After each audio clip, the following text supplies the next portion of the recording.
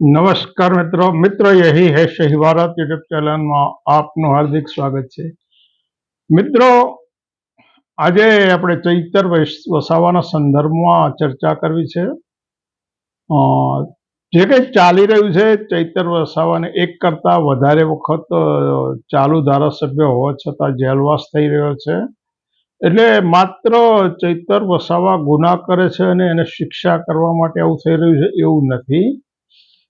ગુજરાતની અંદર ધારાસભ્યના હોદ્દા ઉપર ચાલુ હોય અને એક કરતાં વધારે વખત ધરપકડ કરવામાં આવી હોય તો ચૈતર વસાવા અને જિગ્નેશ મેવાણી બે જ છે અને બંને એક અનુસૂચિત જાતિમાંથી આવે છે, એક અનુસૂચિત જનજાતિમાંથી આવે છે અને આ બંનેની વસ્તી ગુજરાતમાં અને ભારત કક્ષાએ લગભગ 22% છે।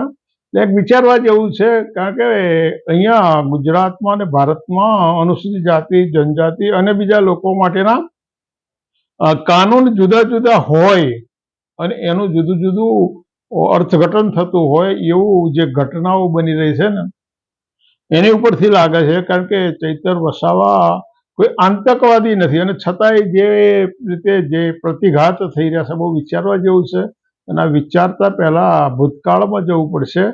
કારણ કે ભારતીય ધર્મ અને ભારતીય સમાજમાં, ભારતીય રાજકારણમાં ડૉક્ટર બાબા સાહેબ આંબેડકરનો જે આવિષ્કાર થયો ને અને એમણે જે નિર્ણાયક ભૂમિકા ભજવી એના કારણે મનુવાદીઓને ખૂબ મોટી ખોટ ગઈ છે। એમણે ખૂબ મનુવાદીઓનો ખલેલ કરી અને એમણે જે કરવા ધારેલા કાર્યો હતા એની અંદર ઘણી બધી પીછેહટ થઈ છે મનુવાદીઓની। બાબા સાહેબના વિચારો અને એમના કાર્યોના કારણે જે બંધારણ અમલમાં આવ્યું, બંધારણની સાથે સાથે અનામત આવી અને આ અનામતે એ જે હિન્દુ રાષ્ટ્રનું જે એમનું સપનું હતું ને એને બ્રેક મારી દીધી। ભારતના બંધારણ અને બંધારણની સાથેની અનામતે મનુવાદીઓનું હિન્દુ રાષ્ટ્રના સપનાને બ્રેક મારી દીધી, એના હાલ પૂરતું સ્થગિત કરી દીધું છે। એટલે બંધારણ અને અનામતને અનામતે ભારતની અનુસૂચિત જાતિ, જનજાતિ અને ઓબીસીને સભાન કર્યા। એનામાં એક સભાનતાનો સંચાર કર્યો, સાથે સાથે વૈચારિક રીતે આ લોકો નજીક આવ્યા અને એના કારણે એસસી, એસટી, ઓબીસીનું એક રાજકીય સંયોજન ઊભું થયું। એસસી, એસટી, ઓબીસીનું એક રાજકીય સંયોજન ઊભું થયું। આ વિચારવા જેવી બાબત છે। એમનામાં વૈચારિક એકતાનો પાયો નખાયો। વૈચારિક એકતા કહું છું, વ્યવહારિક એકતા એ પછી આવે। એટલે એસસી, એસટી, ઓબીસીમાં વૈચારિક એકતાનો પાયો નખાયો, જેને શુદ્ર અતિશુદ્રની પરિભાષામાં વર્ણ વ્યવસ્થાએ મૂકેલા છે અને એના કારણે એસસી, એસટી અને ઓબીસીને એમના સાચા શત્રુઓની ઓળખ થઈ। એમનામાં એક સભાનતા કહેવાય કે ભાઈ શત્રુ કોણ છે, સાચા શત્રુ કોણ છે અને એને ઓળખો અને એની સાથે કઈ રીતે વ્યવહાર રાખવાનો। એની સાથે શસ્ત્રો લઈને દુશ્મનાવટ નથી કરવાની, તલવારોનું પૂજન કરી, શસ્ત્ર પૂજન કરી એની સાથે દુશ્મનાવટ નથી કરવાની, પણ તમારા વૈચારિક સભાનતા હોવી જોઈએ। આ એક સભાનતાનો આવિષ્કાર થયો અને આ બાબા સાહેબ આંબેડકરના કારણે એમના વિચારોમાંથી માન્યવર કાંશીરામનો આવિષ્કાર થયો। બાબા સાહેબના વિચારોમાંથી માન્યવર કાંશીરામનો આવિષ્કાર થયો અને બાબા સાહેબને જે ભૂલાવી દેવાનું, બાબા સાહેબને ભારતના સમાજકારણ, ભારતના અર્થકારણ, ભારતના રાજકારણમાંથી ભૂલાવી દેવાનું આખું જે એક પ્લાનિંગ ચાલી રહ્યું હતું મનુવાદી સંસ્થાઓનું, એને એ આખું ષડયંત્ર એમનું નાબૂદ થયું અને સમગ્ર ભારતના બહુજન નાયકો, અનુસૂચિત જાતિ, જનજાતિ અને અન્ય પછાત વર્ગના જે નાના મોટા બહુજન નાયકો હતા એને રાષ્ટ્રીય સ્તરે માન્યવર કાંશીરામે આ બહુજન નાયકોને રાષ્ટ્રીય સ્તરે એમને જાગૃત કર્યા, એમને રાષ્ટ્રીય સ્તરે એમનો પ્રચાર થયો અને એના કારણે મનુવાદને પડકારનારો એક બૌદ્ધિક વર્ગ એસસી, એસટી અને ઓબીસીમાંથી પેદા થયો અને અનામત નાબૂદી, બંધારણ નાબૂદીની એમની જે આલેખ છે 1950થી બંધારણની વિરુદ્ધમાં એમનું જે ષડયંત્ર ચાલી રહ્યું છે, અનામતની વિરુદ્ધને આખું એક આંદોલન 1949-50થી એમણે શરૂ કર્યું। એના માટે અનેક પુસ્તકો લખાયા, અનેક પરિપત્રો લખાયા, અનેક દાવાઓ કર્યા અને સૌથી વધારે ભારતના ન્યાયતંત્રની અંદર કોઈ પણ ખટલો હોય તો અનામતનો ખટલો છે અને વારંવાર આવું દાખલ કરવામાં આવ્યું છે અને આ બધું કરનારા મનુવાદી લોકો છે અને એમણે કર્યું છે। એટલે એમના હિન્દુ રાષ્ટ્રના સ્વપ્નને વારંવાર બ્રેક આવી છે। એટલે હવે આ લોકોએ તકેદારી રાખી છે કે ભારતના અનુસૂચિત જાતિ અને જનજાતિમાંથી એવું કોઈ સ્વતંત્ર અને સ્વાભિમાની નેતૃત્વ પેદા નથી જવું જોઈએ। ભારતના અનુસૂચિત જાતિ જનજાતિ અને અન્ય પછાત વર્ગોમાંથી.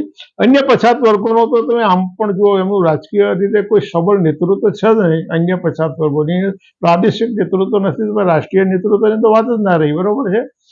ગુજરાતમાં એવા સંજોગો પેદા થયા હતા માધવસિંહ સોલંકીના, પણ એમણે જે વૈચારિક રીતે એક ક્લાસ તૈયાર કર્યો હોત તો આજે ગુજરાતમાં પરિસ્થિતિ જુદી હોત. આ ગુજરાતમાં અન્ય પછાત વર્ગોનું શાસન હોત. એટલે બાબા સાહેબ અને માન્યવર કાંશીરામના રાષ્ટ્રીય ફલક ઉપર આ રીતે આવ્યા પછી આમણે એક તકેદારી રાખી છે, એસસી એસટી અને ઓબીસીમાંથી એવું સ્વતંત્ર નેતૃત્વ પેદા ના થવું જોઈએ કે જે મોટો પડકાર બને, બાબા સાહેબ જેવો કાંશીરામ જેવો પડકાર બને અને એમના જે કાળા કરતૂતો છે, એમના જે કાળા સપનાઓ છે એને પાર પાડવામાં આ લોકો વારંવાર ખલેલ ના પહોંચે અને માટે વારંવાર ચૈતર વસાવાને કઈ રીતે રાજકીય રીતે કચડી નાખવા. આવતીકાલે માનો કે ચૈતર વસાવા 5-10 ખૂન કરી અને ભાજપનો ખેસ ધારણ કરે ને તો એ 100% નિર્દોષ જાહેર કરી દેવામાં આવે.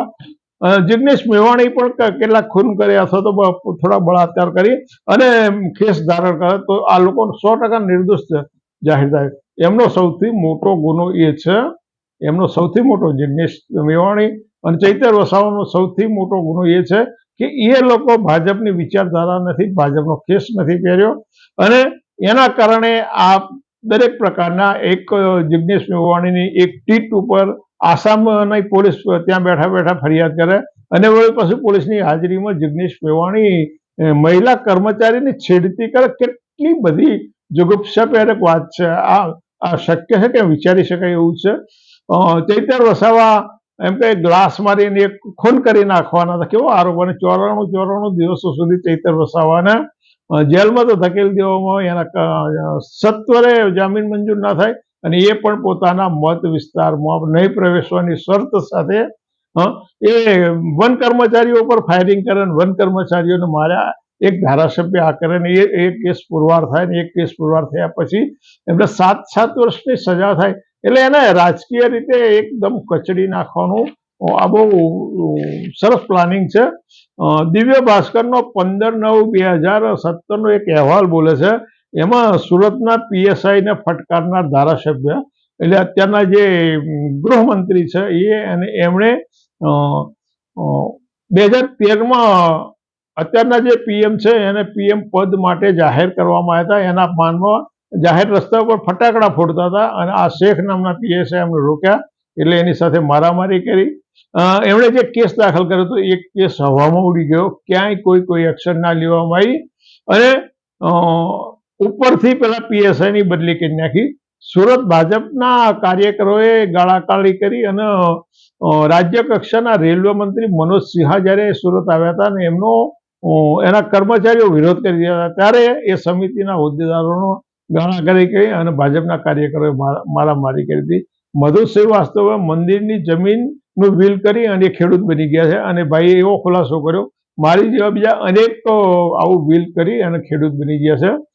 કેરળની અંદર 240 ભડકાઉ ભાષણોનો જેનો કેસ છે એની આરોપ હતા એવા કે સુરેન્દ્રને એમણે કેરળ ભાજપના પ્રમુખ બનાવ્યા હતા. આ ગુનેગાર ના કહેવાય. 240 ભડકાઉ ભાષણના કેસનો આરોપી હોય. પ્રાંતિજનો ધારાસભ્ય ગજેન્દ્રસિંહ સામે હાઈકોર્ટે આદેશ કર્યા પછી એફઆઈઆર નોંધાઈ અને છતાં એની ધરપકડ ના થઈ. 2025માં હાઈકોર્ટમાં ફરી વખત આની ધરપકડ થાય એ માટે જાણ કરવાની. એ સિવાય 2 વખત ધારાસભ્ય ગજેન્દ્રસિંહ કઈ જગ્યાએ છે એનું ચોક્કસ લોકેશન પોલીસને આપવા છતાં આ ભાઈશ્રીની ધરપકડ કરવામાં નથી આવી. બાબુ બોખરિયાને લાઇમસ્ટોનની 54 કરોડની ચોરીના ગુનાસર પોરબંદરના મેજિસ્ટ્રેટે જૂન 2013માં એમના ફરિયાદ 2006ની હતી. 2013માં એમને ગુનેગાર ઠરાવી 3 વર્ષની સજા ફરમાવી. એની સામે ત્યાંની પોરબંદરની સેશન કોર્ટે સ્ટે આપ્યો. આ સ્ટે વેકેટ કરવા માટે હાઈકોર્ટમાં ગયા તો હાઈકોર્ટે પણ જે સેશન કોર્ટનો ચુકાદો હતો એને માન્ય રાખ્યો. એટલે તમે જુઓ, ગુનેગાર પુરવાર થાય છે, એક કોર્ટે એને ગુનેગાર પુરવાર થાય છે એની ઉપરની સેશન કોર્ટ અને હાઈકોર્ટ એની ગુનાની જે સજા સ્થગિત કરવામાં આવી હતી એના એ રીતે માન્ય રાખે છે કે ભાઈ બરોબર છે. આથી ગંભીર કેસ કુલદીપ સેંગર મૂળ ભાજપનો ધારાસભ્ય, બરોબર, જૂન 4 જૂન 2017 એને એના ત્યાં કામ કરતી અનુસૂચિત જાતિની મહિલાનું અપહરણ કર્યું અને રેપ એની ઉપર ફરિયાદ, એની ફરિયાદ 1 જુલાઈ 2017 રોજ ફરિયાદ નોંધાઈ, પણ એની અંદર કુલદીપ સેંગરનું નામ ફરિયાદી તરીકે નહોતું. આ ખૂબ વિચારવા જેવી બાબત છે. અને આના કારણે એને 22મી જુલાઈએ ભારતના વડાપ્રધાનને પત્ર લખ્યો, પરંતુ એનું પરિણામ આ તો કંઈ આવ્યું નહીં. પણ 4 એપ્રિલ 2018ના રોજ આજે આરોપી ફરિયાદી પીડિતા હતી એના પિતાની ઉપર હુમલો કરવામાં આવ્યો, એને મારપીટ કરવામાં આવી અને ઉપરથી પીડિતાના પિતાએ હુમલો કર્યો છે અને મારપીટ કરી છે એવો આરોપ લાગે. એની ઉપર કેસ કરવામાં આવ્યો, એમની ધરપકડ કરવામાં આવી, એમને જેલમાં નાખવામાં આવી. એના કારણે 9મી એપ્રિલ 2018ના દિવસે આ પીડિતાના પિતાનું મોત થયું પોલીસ કસ્ટડીમાં.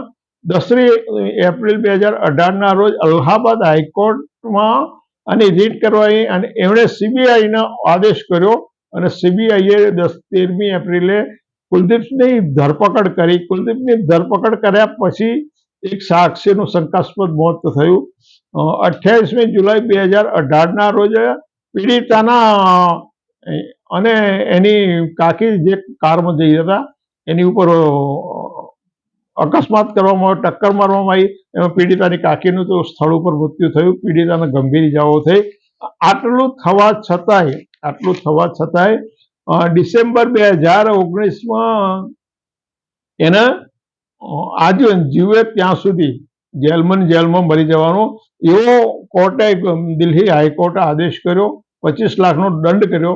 અને છતાંય ડિસેમ્બર 2025માં વળી પાછી દિલ્હીની હાઈકોર્ટે આની સજા સ્થગિત કરી. જો કે ફરી એની સુપ્રીમ કોર્ટમાં મામલો જવાથી એને સજા, એને જેલમાં જવું. પણ કેવા નિયમો, ક્યાં કાયદાઓ બદલાય છે. ચૈતર વસાવા આદિવાસી હોવાના કારણે, જિગ્નેશ મેવાણી અનુસૂચિત જાતિનો હોવાના કારણે એના માટેના નિયમો જુદા છે, બાબુ બોખરિયા માટેના નિયમો જુદા છે. અનુસૂચિત જાતિના ડોક્ટરને અમરેલીની કોર્ટમાં મારનારા નારણ કાછડિયાનો કેસ, એને 3 વર્ષની સજા થાય ને એ ઉપલી કોર્ટમાં જાય ને કેસ નીકળી જાય અને બધું જ એકદમ ઝડપી ચાલે.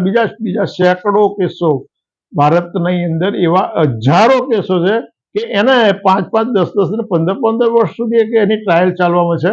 અને આ કેસમાં એવી શું આટલી બધી ત્વરિતતા હોય છે કે તરત જ નિર્ણય લેવામાં આવે છે.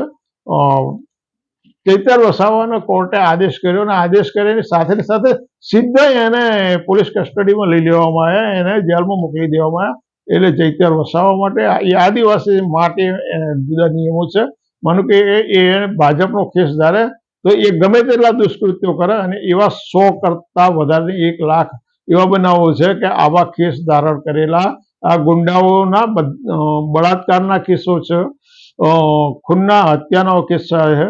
આસારામ માટેનો નિયમ જુદો હોય, અખલાક માટેનો નિયમ જુદો હોય, સંગાર માટેનો નિયમ જુદો હોય અને એ જુદા જુદા કાટલાઓથી આ સમાજમાં ન્યાય કરે. એટલે આ ભારતના 101 વર્ષ પાછળ લઈ જવામાં આવી રહ્યું છે, 101 વર્ષ પાછળ લઈ જ ગયા છે. એટલે મિત્રો, આ તમને દરેકને લાગુ પડતી વસ્તુ છે અને વિચારવા જેવી બાબત છે. કારણ કે ક્યાં સુધી આવું બધું ચાલ્યા કરવાનું. આની સામે પ્રચંડ જનમત ઉભો થવો જોઈએ. અત્યારે જે RSSની નોંધણી બાબતનો પ્રશ્ન ઉભો થયો છે, એકદમ 100% વ્યાજબી છે. અને ભારતના ઇતિહાસમાં પહેલી વખત 100 વર્ષના ઇતિહાસમાં આવી એક પ્રશ્ન ઉભો થયો છે. અને એ પ્રશ્ન રાષ્ટ્રીય સ્વયંસેવક સંઘના અસ્તિત્વ કાળ સુધી કાયમ માટે ગુંજતો રહેવાનો છે. અને એમને વિચારતા કરી દીધા. આમાં તમને વિચારવા જેવું લાગે તો તમે વિચારજો. ફરી મળીશું. આવજો.